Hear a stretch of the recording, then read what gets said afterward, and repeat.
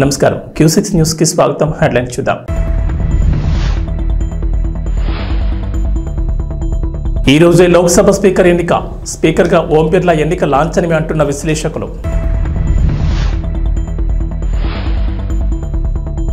ఏపీకి మరో good news అమరావతికి భారీగా పెట్టుబడులు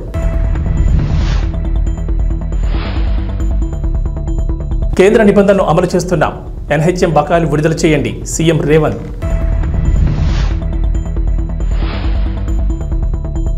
విద్యుత్ కొనుగోళ్ల విచారణలో బిగ్ ట్విస్ట్ కేసీఆర్ కు మళ్లీ నోటీసులు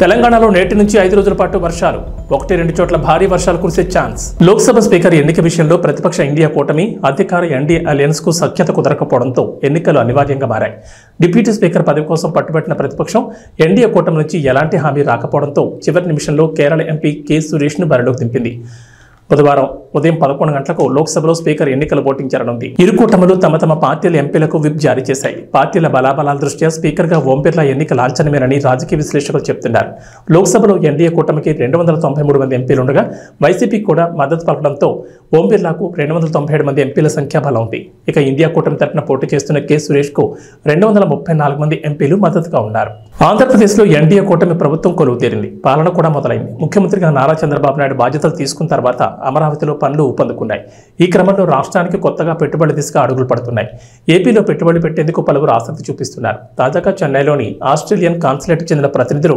సిఆర్డీఏ కార్యాలయానికి వెళ్లారు ఆస్ట్రేలియన్ కాన్సుల్ జనరల్ సిలై చాకి ఆధ్వర్యంలో బృందం సిఆర్డీఏ కమిషనర్ కాటంనేని భాస్కర్తో భేటీ అయ్యారు ఈ సమావేశంలో ప్రధానంగా ఆంధ్రప్రదేశ్ రాజధాని అమరావతిలో పెట్టుబడి పెట్టేందుకు ఆసక్తి చూపించారు చంద్రబాబు ప్రభుత్వంతో కలిసి పనిచేసేందుకు సిద్ధమంటున్నారు ఆస్ట్రేలియాకు వ్యాపారవేత్తలకు అమరావతిలో ఉన్న వాణిజ్య అవకాశాలపై సిఆర్డీఏ కమిషనర్ కాన్సుల్ జనరల్ సిలై చాకీలు చర్చించారు అమరావతి ప్రత్యేకతల గురించి కమిషనర్ భాస్కర్ వారికి వివరించారు వారు కూడా పలు అంశాలపై వివరాలు అడిగి తెలుసుకున్నారు అమరావతిలో పనులు ఎప్పుడు ప్రారంభమవుతాయి రాజధానిలో ఏ రంగాల్లో పెట్టుబడులకు అవకాశాలున్నాయని ఆస్ట్రేలియన్ కాన్సులేట్కు చెందిన ప్రతినిధులు ఆరా తీశారు అమరావతి మాస్టర్ ప్లాన్ పెట్టుబడులకు ఉన్న అవకాశాల గురించి కమిషనర్ భాస్కర్ వారికి వివరించారు రాజధాని ప్రాంతంలో తగినంత భూమి అందుబాటులో ఉందని వ్యాపారవేత్తలు పెట్టుబడి పెట్టొచ్చని అమరావతిలో మంచి అవకాశాలున్నాయని సిఆర్డీఏ కమిషనర్ చెప్పారు రాజధానిలో పెద్ద ఎత్తున పెట్టుబడి పెట్టేందుకు తమ దేశం సిద్ధంగా ఉందన్నారు కాన్సుల్ ప్రతినిధులు ఢిల్లీ పర్యటనకు వెళ్లిన సీఎం రేవంత్ రెడ్డి అక్కడ బిజీగా గడుపుతున్నారు పలువురు కేంద్ర మంత్రులను కలిసి రాష్ట్రానికి రావాల్సిన నిధులు పెండింగ్ బకాయిలు విడుదల చేయాలని కోరుతున్నారు ఈ మేరకు మంగళవారం కేంద్ర ఆరోగ్య శాఖ మంత్రి జేపీ నడ్డాను కలిసిన సీఎం రేవంత్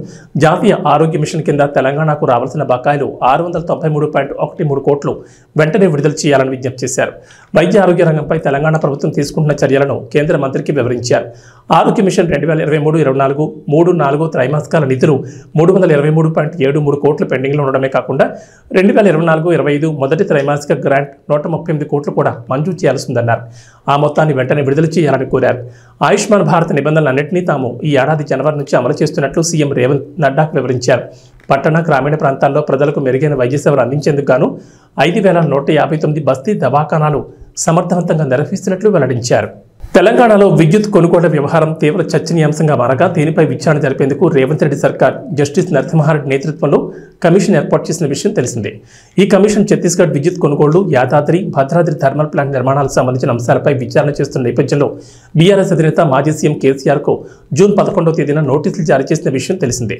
కాగా ఆ నోటీసులపై 12 పేజీల లేఖతో ఘాటుగానే స్పందించారు అయితే కమిషన్ మరోసారి కేసీఆర్ కు నోటీసులు ఇచ్చింది ఇప్పటి వరకు కమిషన్ వచ్చిన సమాచారంపై కేసీఆర్ అభిప్రాయం ఏంటో చెప్పాలంటూ నోటీసులో కమిషన్ అడిగింది అయితే రెండోసారి నోటీసులు ఈ నెల 19వ తేదీన ఇవ్వగా ఈ విషయం తాజాగా వెలుగులోకి వచ్చింది అయితే ఈ నోటీసులపై ఈ నెల 27వ తేదీలోపు వివరణ ఇవ్వాలని కేసీఆర్ ను కమిషన్ ఆదేశించింది కేసీఆర్ తో పాటు మాజీ మంత్రి జగదీష్ రెడ్డికి మరికొంతమందికి కూడా విద్యుత్ కమిషన్ నోటీసులు జారీ చేసింది విశాఖపట్నం వైఎస్ఆర్సీపీ మాజీ ఎంపీ ఎంవీబీ సత్యనారాయణకు ఏపీ హైకోర్టులో ఎదురుదెబ్బ తగిలింది హైగ్రీవ సంస్థకు చెందిన భూముల విషయంలో విశాఖపట్నం 6వ పోలీస్ స్టేషన్లో నమోదైన కేసుల వ్యవహారంలో కోర్టు మధ్యంతర ఉత్తర్వులు ఇవ్వలేమని తేల్చెప్పింది ఈ కేసు ఎఫ్ఐఆర్ దశలోనే ఉందని అరెస్ట్ నుంచి రక్షణ కల్పిస్తూ ఈ దశలో ఎలాంటి మధ్యంతర ఉత్తర్వులు ఇవ్వలేమని కోర్టు తెలిపింది అవసరమైతే ముందస్తు బెయిల్ పిటిషన్ దాఖలు చేయాలని హైకోర్టు సూచించింది ఈ పిటిషన్పై కౌంటర్ దాఖలు చేయాలని ప్రతివాదులైన పోలీసులు ఫిర్యాదుదారులను ఆదేశించింది ఈ మేరకు విచారణను 2 వారాలకు వాయిదా వేసింది కోర్టు హైగ్రీవ ఇన్ఫ్రాటెక్ కు చెందిన సిహెచ్ జగదీశ్వరుడు 6వ పోలీసులకు మాజీ ఎంపీ సత్యనారాయణపై ఫిర్యాదు చేశారు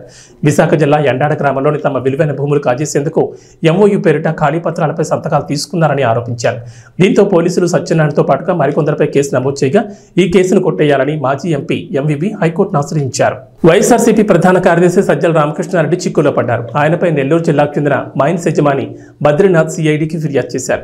సజ్జలతో పాటుగా సజ్జల భార్గవరెడ్డి, మాజీ మంత్రి కారుమూరి నాగేశ్వరరావు అల్లుడు సందీప్, నెల్లూరు జిల్లా వైఎస్ఆర్సీపీ నేతలు బిరదవోలు శ్రీకాంత్ రెడ్డి, కొడవలూరు ధనుంజయ రెడ్డికి ఈ దోపిడీలో భాగస్వామ్యం ఉందని ఆరోపించారు. 2 ఏళ్లుగా తమ పొలాల్లో వైఎస్ఆర్సీపీ నేతలు అక్రమంగా తవ్వకాలు జరిపారన్నారు. ఏకంగా 550 కోట్ల నుంచి 800 కోట్ల విలువైన క్వార్ట్స్ను దోపిడీ చేశారన్నారు. ఈ వ్యవహారం మొత్తం సజ్జల రామకృష్ణారెడ్డి కనుసన్నల్లో జరిగిందని బద్రీనాథ్ ఆరోపించారు. సైదాపురం మండలం జోగుపల్లిలో తమకు 240 ఎకరాల పొలం ఉందన్నారు బద్రీనాథ్. వాటిలో 8 గనులకు అనుమతి ఉందని, కానీ అవి వివాదంలో ఉన్నాయన్నారు. అక్కడ తవ్వకాలు చేయొద్దని కోర్టు స్టే ఇచ్చిందని, అయినా సరే అప్పటి ప్రభుత్వ సలహాదారు సజ్జల రామకృష్ణారెడ్డి కనుసన్నల్లో 2 ఏళ్లు దోపిడీ చేశారన్నారు. వైఎస్ఆర్సీపీ నేతలు సజ్జల భార్గవ్, మాజీ మంత్రి కారుమూరి నాగేశ్వరరావు అల్లుడు సందీప్లు ఈ దోపిడీలో ఉన్నారన్నారు. తాను ఈ దోపిడీపై ప్రశ్నిస్తే కేసులు పెడతామని, రౌడ్ షీట్ తెరుస్తామని బెదిరింపులు దిగినట్లు ఆరోపించారు. కోర్టు ఉత్తర్వులను ఉల్లంఘించి అక్రమ మైనింగ్ పాల్పడ్డ వారిపై చర్యలు తీసుకోవాలని బద్రీనాథ్ సిఐడిని కోరారు. AP deputy CM Pawan Kalyan Varahi అమ్మవారి దీక్షను చేపట్టారు. మంగళవారం జనసేన పార్టీ కేంద్ర కార్యాలయంలో ఉదయాన్నే పూజలు నిర్వహించి వారాహి అమ్మవారి ఆరాధనతో దీక్ష స్వీకరించారు. వేద పండితుల మంత్రోచ్చారణల మధ్య అమ్మవారికి ప్రత్యేక పూజలు చేశారు. 11 రోజుల పాటు పవన్ కళ్యాణ్ వారాహి అమ్మవారి దీక్షలో ఉండనున్నారు. దీక్షలో భాగంగా పాలు, పండ్లు, ద్రవాహారం తీసుకుంటారు. గత ఏడాది జూన్లో పవన్ కళ్యాణ్ వారాహి విజయయాత్ర చేపట్టారు. ఆ యాత్ర సందర్భంలోనూ వారాహి అమ్మవారికి పూజలు నిర్వహించి దీక్ష చేపట్టారు. ఆంధ్రప్రదేశ్కు చెందిన senior IAS KS Srinivasaraju VRS తీసుకున్నారు. శ్రీనివాస్ వీఆర్ఎస్ కోసం దరఖాస్తు చేసుకోగా ఏపీ సీఎస్ నీరబ్ కుమార్ ప్రసాద్ ఉత్తర్వులు జారీ చేశారు. 2001 ఆంధ్రప్రదేశ్ ఐఏఎస్ బ్యాచ్కు చెందిన శ్రీనివాసరాజు 2011లో విశాఖపట్నం డిప్యూటీ కమిషనర్గా ఉన్న సమయంలో టీటీడీ జేఈఓగా నియమితులయ్యారు. ఆ తర్వాత నుంచి జేఈఓగా బాధ్యతలు తీసుకుని 2019 జూన్ వరకు 8 ఏళ్లు 2 నెలల పాటు టీటీడీ జేఈఓ బాధ్యతల్లో కొనసాగారు. శ్రీనివాసరాజు నల్లారి కిరణ్ కుమార్ రెడ్డి, చంద్రబాబు నాయుడు ప్రభుత్వాల్లో జేఈఓగా విధులు నిర్వహించిన సంగతి తెలిసింది. ఆయన టీటీడీలో తనదైన ముద్ర వేశారు. 2019లో వైఎస్ఆర్సీపీ ప్రభుత్వం అధికారంలోకి వచ్చిన తర్వాత ఆయన ఇంటర్ కేడర్పై తెలంగాణ రాష్ట్రానికి వెళ్లారు. ఈ ఏడాది మార్చి నెలతో డిప్యూటేషన్ గడువు ముగియడంతో పొడిగింపు కోసం క్యాట్ను ఆశ్రయించారు. అయితే డిప్యూటేషన్ పొడిగింపునకు అనుమతి రాకపోవడంతో తిరిగి ఏపీకి వచ్చేశారు. జనగాం జిల్లా కొడకండ్ల మండల కేంద్రంలో ఓ బాధితురాలి ఇంట్లో గుప్త నిధులున్నాయంటూ ఆ బాధితురాల దగ్గర నుంచి వేములవాడకు చెందిన కడమంచి రజనీకాంత్ గుప్త నిధులున్నాయంటూ నమ్మబలికి 9,20,000 తీసుకుని మరోసారి పూజ చేయాలంటూ 7 లక్షలు కట్టాలని అనడంతో బాధితురాలు పోలీసులను ఆశ్రయించగా కొడకండ్ల ఎస్ఐ శ్రావణ్ కుమార్ వారి సిబ్బందితో కలిసి నిందితులు నరసింహ, సురేష్లను పట్టుకుని డబ్బులను రికవరీ చేసి డీసీపీ ఆధ్వర్యంలో మీడియా ముందు ప్రవేశపెట్టి రిమాండ్కి తరలించారు. ఈ సందర్భంగా జనగామ డీసీపీ రాజేంద్ర మహేన్ నాయక్ మాట్లాడుతూ గుప్తనిధులు ఉన్నాయంటూ గ్రామాల్లో ముఠాలు సంచరిస్తున్నారని, వారి మాటలు నమ్మొద్దని, ఇలాంటి వారు ఎవరైనా తారసపడితే పోలీసులకు సమాచారం ఇవ్వాలని తెలిపారు. కేసు ఛేదించడానికి సిపి ఆదేశాల మేరకు డీసీపీ జనగామ రాజమహేంద్ర నాయక్ ఆధ్వర్యంలో ఏసీపీ వర్ధన్నపేట అంబటి నరసయ్య, సిఐ పాలకుర్తి గట్ల మహేందర్ రెడ్డి పర్యవేక్షణలో కొడకండ్ల ఎస్ఐ బండి శ్రావణ్ కుమార్, అతని సిబ్బంది, హెడ్ కానిస్టేబుల్ శ్రీనివాస్ సిబ్బందితో ఈ కేసును ఛేదించడానికి కష్టపడ్డ వారికి డీసీపీ జనగామ క్యాష్ రివార్డ్ అందజేసి వారిని అభినందించారు.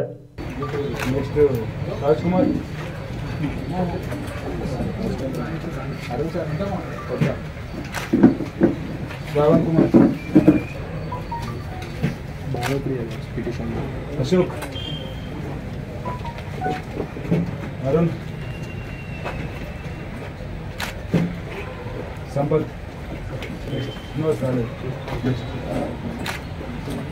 श्रीनिवास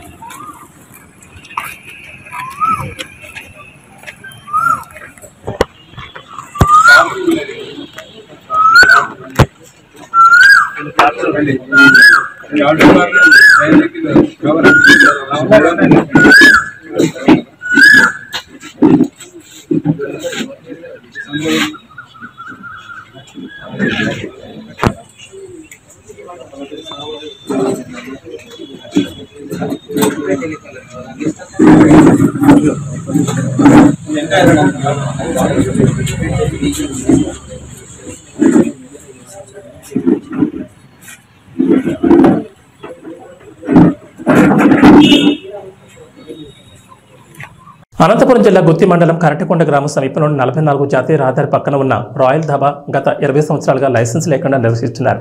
ధాబా నిర్వాహకుడు అధికారులను ఏ లెవెల్లో మేనేజ్ చేస్తుంటాడో అర్థమవుతుంది.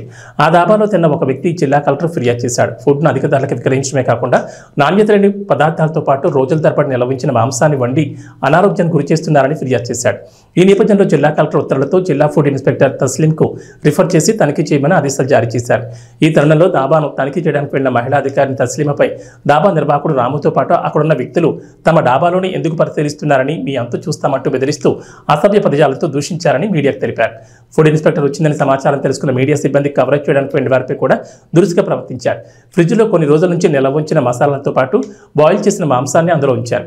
అదేవిధంగా పెరుగులో కూడా ఈగలు చనిపోయి ఉన్న పెరుగును ఫ్రిడ్జ్లో ఉంచారని గడువు తీరిన సోయా సాసులను గుర్తించి సీజ్ చేశారు. వాటితో పాటు కిచెన్లో ఎక్కడ చూసినా అపరిశుభ్రత నెలకొంది. వీటితో పాటు అధిక స్థాయిలో కలర్లను వాడుతూ ప్రజల రోగాల బారిన పడేందుకు కారణమవుతున్నారని తెలిపారు.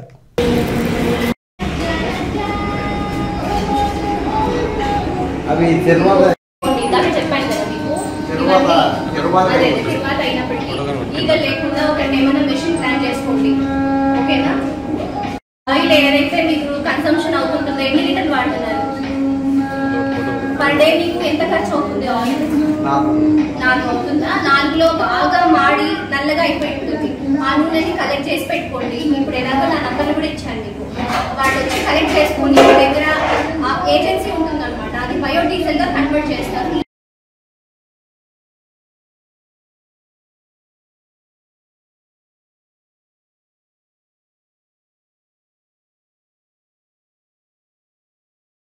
అది ఎక్కడో డ్రైనేజ్ లోనో లేకుంటే ఎక్కడో వేరే దానికి వాడకుండా ఇలా వాడుకోండి అంటారు. ఆ తర్వాత ఇది ఎక్కడైతే ఉందో స్టోరేజ్ అన్నది కొంచెం నీట్ గా దాని మీద క్లాత్ లాంటిదో లేకుంటే ఇంకోటో వేసి పెట్టేసుకోండి. క్యాప్స్ ఉండేలాగా తీసుకోండి.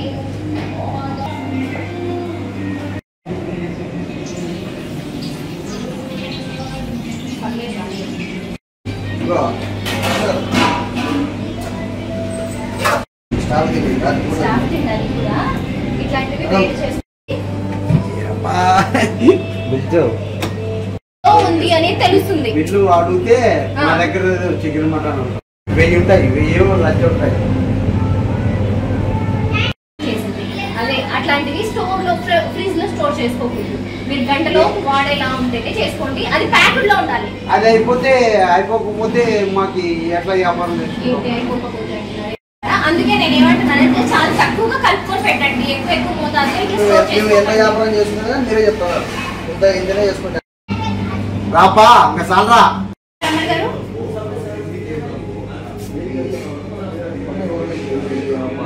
అదే వాడకూడదు అసలు. మీకు ఇబ్బంది అవుతుంది. ఎవరికైనా అసలు సింథటిక్ ఫుడ్ కలర్స్ వల్ల హార్మింగ్ ఎక్కువ ఉంటుంది, పబ్లిక్ కి హార్మ్ జరుగుతుంది. అసలు వాడకండి, కలర్ వాడకండి, న్యాచురల్ గా వెళ్తూ ఉండండి అంటున్నారు.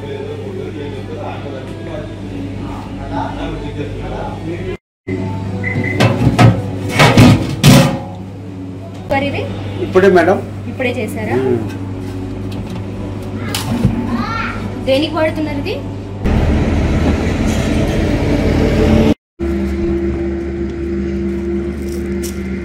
ఎక్స్పైర్ అయింది, మనం సీజ్ చేసాము. రాయల్ దాబాలో సంగవి సోయా సాస్ అని చెప్పేసి 4 బాటిల్స్ మనకి నోటీస్ అయ్యాయి. ఈ 4 బాటిల్స్ కాకుండా ఇంకా 4 లేబుల్ లేకుండానే స్టోర్ చేసి ఉన్నారు.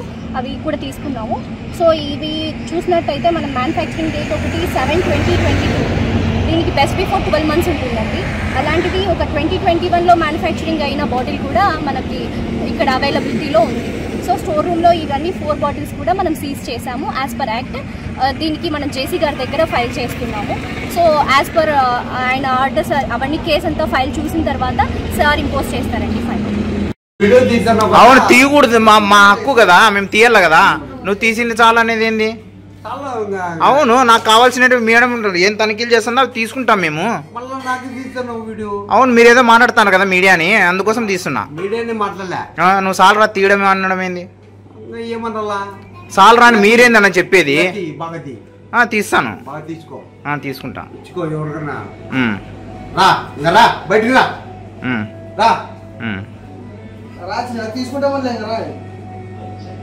ఓకే అండి. అందరికీ ఇవాళ కలెక్టరేట్ నుంచి మనకి కంప్లైంట్ రావడం జరిగింది. రాయల్ డాబాలో కల్తీ జరుగుతుంది, ఆహారానికి సంబంధించి నాణ్యత లేదు అని చెప్పేసి. సో దాన్ని బేస్ చేసుకొని మనం ఇవాళ రైడ్ చేయడం జరిగింది. రాయల్ డాబా గుత్తి హైవే మీద, గుత్తి టు కర్నూలు హైవేలో సిచ్యువేటెడ్ అయింది అండి ఇది. సో మనం ఇన్స్పెక్షన్కి వెళ్ళినప్పుడు ప్రొపరేటర్ రాము రాయల్ గారు ఉన్నారు. ఆయన సమక్షంలోనే తనిఖీ చేయడం జరిగింది. ఆ తనిఖీల్లో మనం చూసింది ఏంటంటే ఎక్స్పైర్డ్ స్టాక్ అయితే ఉందండి. ఆ ఎక్స్పైర్డ్ స్టాక్ని యాజ్ పర్ ఎఫ్ఎస్ యాక్ట్ మనం సీజ్ చేయడం జరిగింది. దాంతోపాటు ఫ్లైస్ ఎక్కువ ఉన్నాయి. ఆ ఫ్లైస్కి కంట్రోల్ చేయడానికి ఇన్సెక్టిక్యూటర్ కూడా అడాప్ట్ చేసుకోమని చెప్పాము. దాంతోపాటు హైజీనిక్ రిక్వైర్మెంట్స్ కూడా మీట్ అవ్వట్లేదు. ఫుడ్ హ్యాండ్లర్స్ కూడా గ్లౌజ్, క్యాప్స్, ఆ తర్వాత వాళ్ళకు ఉండే గోర్లు కూడా కత్తిరించుకోవాలి. అలాంటి మినిమం హైజీన్ కూడా మెయింటైన్ చేయట్లేదు. వాళ్ళకి అదే రెక్టిఫై చేసుకోమని చెప్పడం జరిగింది. అలానే వీళ్ళు ఎప్పటి నుంచో 20 years నుంచి రన్ చేస్తున్నా ఫుడ్ లైసెన్స్ లేకుండా చేస్తున్నారు. సో ఇవాళ నోటీస్ ఇవ్వడం కూడా జరిగింది. వాళ్ళు వెంటనే 7 రోజుల్లోపు తీసుకోవాల్సి వస్తుంది. 7 రోజుల్లోపు కనుక వాళ్ళు తీసుకోకపోతే వెంటనే మనం కేసు ఫైల్ చేయడం జరుగుతుంది. అదే కాకుండా మీరు దాడులు చేస్తున్నప్పుడు వాళ్ళు మిమ్మల్ని అడ్డుకునే పరిస్థితి, దీన్ని ఎలా భావిస్తారు? వాళ్ళు ఎలా అంటే అలా అబ్యూజ్డ్గా వర్డ్స్ కూడా యూజ్ చేస్తున్నారు. ఎలా అంటే అలా దౌర్జన్యంగా మాట్లాడుతూ మీరు ఎలా చేస్తారు అలా చేస్తారని చాలా దారుణంగా మాటలు అనడం కూడా జరిగింది. దాన్ని సార్ట్అవుట్ చేస్తూ కూడా మనం లాస్ట్ వరకు కూడా సిఐ సార్ కానివ్వండి, ఇక్కడ మన విజిలెన్స్ ఫణీంద్ర సార్ సమక్షంలో వాళ్ళు మాకు గైడ్ చేయడం వల్ల ఇది కంప్లీట్గా వాళ్ళ చేత సిగ్నేచర్స్ చేంజ్ చేసుకొని కేసు క్లోజ్ చేయడం జరిగింది. ఇది త్వరలో ఇప్పుడు జేసీ సార్ దగ్గర కూడా ఫైల్ చేస్తాం. మేజర్గా ఏమేమి ఐటమ్స్? మేజర్గా ఇది సంఘవి సోయా సాస్ అని చెప్పేసి ఎక్స్పైర్డ్ ఐటమ్స్ కూడా వాళ్ళు స్టోర్ రూమ్లో పెట్టడం జరిగింది. సో దానికి తగ్గట్టు బిల్స్ కూడా అడిగాము ఆ ప్రొడక్ట్స్వి. వాళ్ళు ప్రొడక్ట్స్ బిల్ కూడా డిస్క్లోజ్ చేయలేదు. సో దాన్ని మనం సీజ్ చేసాము యాజ్ పర్ ఎఫ్ఎస్ఎస్. చికెన్ మన స్టోరేజ్ రెఫ్రిజిరేటర్స్ అయితే తనిఖీ చేయడం జరిగింది. వాళ్ళు స్టోరేజ్ చేస్తుంది కూడా ఓపెన్గా బాయిల్డ్ చికెన్ కూడా పెట్టారు. దానికి బిల్స్ అడిగితే కూడా లేదు అన్నారు. సో అది డిస్ట్రాయ్ చేయడం జరిగింది. తర్వాత ఇలాంటివి మళ్ళీ రిపీటెడ్గా చేయకూడదని చెప్పేసి వార్నింగ్ కూడా చేయడం జరిగింది. పాన్ ఇండియా స్టార్ ప్రభాస్ ప్రధాన పాత్రలో నటించిన కల్కి 2898 AD ఈ గురువారం థియేటర్లోకి రానుంది. తెలుగు రాష్ట్రాల్లో ఎలాంటి ఫ్రీ రిలీజ్ ఈవెంట్ చేయకుండానే కల్కిపై ఈ రేంజ్లో బజ్ వచ్చిందంటే దానికి ప్రభాస్ స్టామినానే కారణం. ఇక ఇప్పటికే బుకింగ్స్లో కల్కికి తిరుగులేదని నంబర్లు చూస్తే అర్థమవుతుంది. అయితే రిలీజ్కు ఒక్కరోజు ముందు ఈ సినిమా గురించి ఒక క్రేజీ రూమర్ సోషల్ మీడియాలో వైరల్ అవుతోంది. ఈ సినిమాలో రానా ఓ కీలక పాత్రలో నటించారంటూ టాక్ నడుస్తోంది. తాజా రూమర్స్ ప్రకారం మహాభారతంలోని ప్రధాన పాత్రలో ఒకటైన దుర్యోధనుడిగా రానా నటించినట్టు చెప్తున్నారు. అయితే దీనిపై మూవీ టీం నుంచి ఎలాంటి క్లారిటీ రాలేదు. కానీ ఇటీవల ముంబైలో జరిగిన ఫ్రీ రిలీజ్ ఈవెంట్లో రానా సందడి చేసిన సంగతి తెలిసిందే. ఈ కార్యక్రమానికి రానా హోస్ట్ చేశారు. దీంతో రానా ఈ చిత్రంలో ఉన్నారని నెటిజన్లు అయితే అంటున్నారు. మరి ఈ పుకారు నిజమైతే దర్శకుడు నాగ్ అశ్విన్ రానాకి సరైన పాత్రనిచ్చినట్లే. రానా నిజంగా ఈ చిత్రంలో ఉన్నారో లేదో రిలీజ్ అయ్యాకనే తెలియనుంది. లోకనాయకుడు కమల్ హాసన్ నట విశ్వరూపాన్ని కళ్ళకడుతూ భారతీయుడు 2 ట్రైలర్ వచ్చేసింది. శంకర్ దర్శకత్వంలో తెరకెక్కిన universal project movie Indian Tony తెలుగులో భారతీయుడు 2గా జూలై 12న ప్రపంచవ్యాప్తంగా విడుదల చేయబోతున్నారు. 2.5 నిమిషాల నిడివితో రిలీజ్ అయిన భారతీయ 2 ట్రైలర్లో 28 ఏళ్ల నాటి భారతీయుని గుర్తు చేశాడు కమల్ హాసన్. ఇది రెండో స్వాతంత్ర పోరాటం అంటూ సేనాపతిగా విశ్వరూపం చూపించారు కమల్. అవినీతిని అంతం చేయడానికి సేనాపతి చేస్తున్న యుద్ధం ఎలా ఉందో ఈ ట్రైలర్లో చూసేయండి. వామ్మో, లంచం తీసుకుంటే ఆ ముసలోడు వచ్చి చంపేస్తాడేమో అని లంచం పేరు చెప్తేనే భయపడేటట్టు చేశాడు భారతీయుడు. ఇది సినిమానే కావచ్చు, కానీ భారతీయుడు సినిమా ద్వారా లంచగొండుల గుండెల్లో రైళ్లు పరిగెత్తించారు కమల్ హాసన్. దాదాపు 28 ఏళ్ల క్రితం వచ్చిన ఈ సినిమాకి సీక్వెల్ రాబోతోంది. అదే భారతీయుడు 2.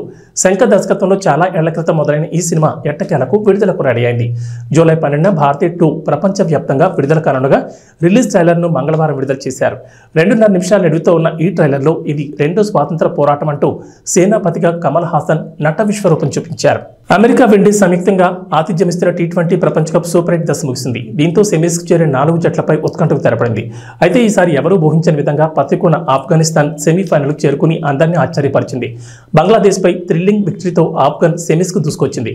దీంతో ఆఫ్ఘనిస్తాన్తో పాటు భారత్, ఇంగ్లాండ్, దక్షిణాఫ్రికా సెమీఫైనల్ బెర్తలు కన్ఫర్మ్ చేసుకున్నాయి. ఇక మొదటి సెమీస్లో ఆఫ్ఘనిస్తాన్తో దక్షిణాఫ్రికా తలపడనుండగా రెండో సెమీస్లో Bharat, England తలపడనున్నాయి.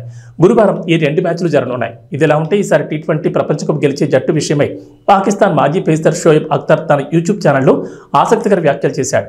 T20 world cup గెలిచేందుకు 100% అర్హత టీమిండియాకే ఉందన్నాడు. ఈసారి T20 ప్రపంచ కప్లో తప్పకుండా భారత్ విజయం సాధిస్తుందని పాకిస్తాన్ మాజీ ఫాస్ట్ బౌలర్ జోసిన్ చెప్పాడు. ఇక సూపర్ 8లో సెయింట్ లూసియా వేదికగా జరిగిన తన ఆఖరి మ్యాచ్లో రోహిత్ తన సేన ఆస్ట్రేలియాపై అద్భుతమైన ప్రదర్శనతో ఆకట్టుకున్న విషయం తెలిసిందే. 24 పరుగుల తేడాతో విజయం సాధించి గ్రూప్ 1లో అగ్రస్థానంలో నిలిచింది. దీంతో జూన్ 27న ఇంగ్లాండ్తో సెమీఫైనల్ పోరుకు సిద్ధమైంది. తెలంగాణ వాతావరణంలో ఈసారి విభిన్న వాతావరణం నెలకొంది. మే నెలలో ఎండలు దంచుకొట్టాల్సిండగా అనూహ్యంగా వర్షాలు కురిశాయి. ఇక జూన్ నెలలో వర్షాలు కురవాల్సిండగా ఎండలు కాస్తున్నాయి. జూన్ మొదటి వారంలోనే నైరుతి రుతుపవనాలు రాష్ట్రంలో ప్రవేశించినా ఇప్పటికీ ఆశించినంతగా వర్షాలు కురవడం లేదు. విత్తనాలు విత్తిన రైతులు వర్షం కోసం ఎదురు చూస్తున్నారు. కొన్ని జిల్లాల్లో మినహా మిగిలిన ప్రాంతాల్లో వర్షాలు తక్కువగా ఉన్నాయి. అయితే నేటి వాతావరణ పరిస్థితి ఎలా ఉందనేది హైదరాబాద్ వాతావరణ కేంద్ర అధికారులు వెల్లడించారు. అధికారులు వెల్లడించిన ప్రకారం నేటి నుంచి 5 రోజుల పాటు రాష్ట్రంలో వర్షాలు కురుస్తాయి. ఓ మోస్తరు నుంచి భారీ వర్షాలు కురిసే ఛాన్స్ ఉందని వెల్లడించారు.